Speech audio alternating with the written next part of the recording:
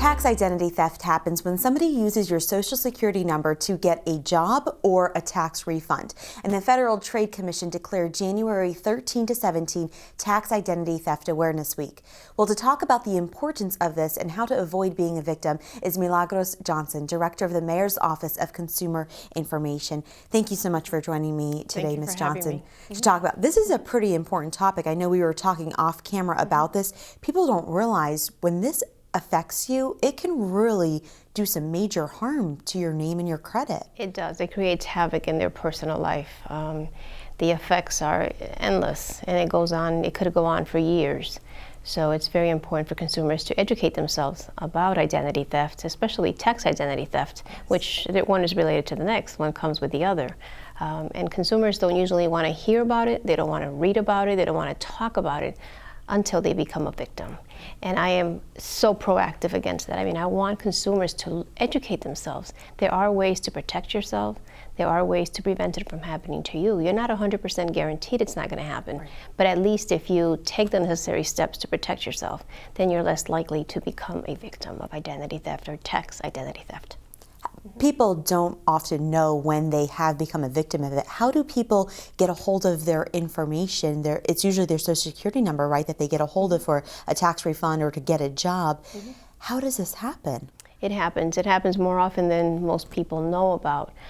And it happens when thieves just want to cause you damage, and they steal your information. They steal your Social Security number, which should be kept secret. That should be as secret as possible. You just don't share it with anyone.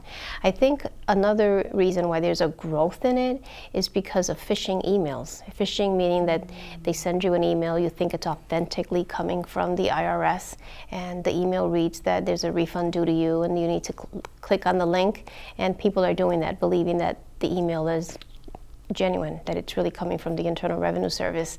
And so they're phished into giving out personal information, and then you know what happens after that. So what are some tips or advice you give to consumers to protect and safeguard their personal information? Very important.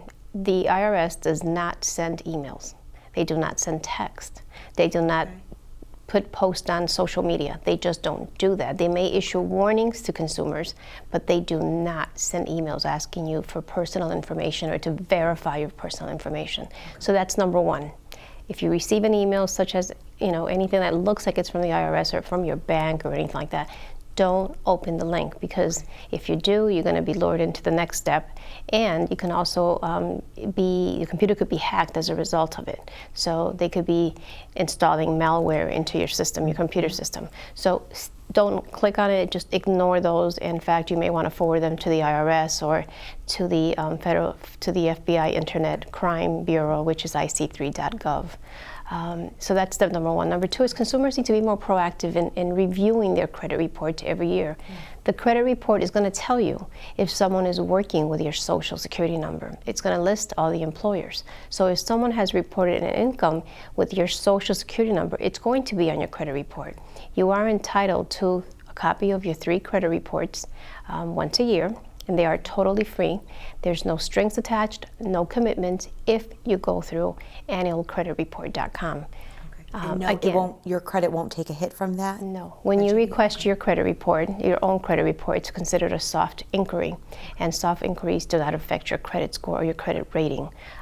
So again, just type in the URL address line, type in annualcreditreport.com, and it will bring you to the website for the 3 free credit reports. It is safe. Again, there's no strings attached. They are not going to ask you for any of your but credit card information. They are going to ask you for your Social Security number. That's how your credit reports are filed. So again, consumers need to review their credit reports. Really important. Okay. And now, are there any other tips in the sense of, could somebody, for instance, a shredder, does that work? When you receive bills or something you want to get rid of, shredding it instead, does that really make that big of a difference? Every household should have a shredder. Everyone should use a shredder. They're inexpensive. When they first came out years ago, they were expensive like everything else. Very inexpensive. They make excellent gifts for Mother's Day, Father's Day, Christmas, birthdays. If you don't have one, if you cannot afford to buy one, you may want to, if you live in an apartment complex, you may want to share one with your community or a neighbor, split the cost and share it back and forth. If you don't have one and you go to perhaps a community room, bring your personal items in a bag and sit there and shred them. Maybe another idea, but every household should shred every single document that contains personal information, not just their bills, but their old tax records, their bank statements, their canceled checks. All that should go through a shredder. Do not throw anything that contains personal information in the trash, because they do rummage through trash. And that's exactly what they're looking for, anything with personal information. They're not looking for just valuables. To them, that is value. Absolutely. Okay. Do you feel that a lot of consumers that have been taking advantage are older, or so they may not know how to work the internet as well, or they may not know these different tips or advice, or maybe there's some other disadvantage that they may have? Or do you feel that kind of everybody straight across the board can get hit by this? I think it can affect any one of us. It can affect us. It can affect me, unfortunately. Although I'm extremely proactive, I'm very vigilant, I take the steps I have to take, I practice what I preach, but it can happen. I think that obviously the disadvantaged, the uneducated, the people who have a language barrier, could become a target because they're more vulnerable, as you said. They need to empower themselves. They need to reach out to local agencies that will give them the tools they need.